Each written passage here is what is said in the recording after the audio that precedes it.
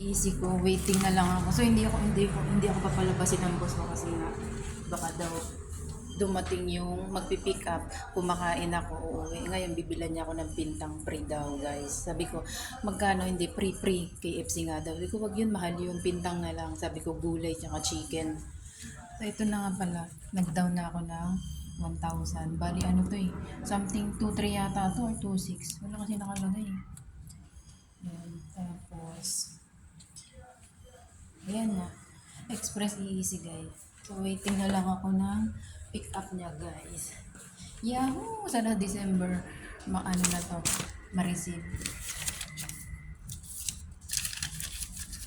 Ayan, may copy.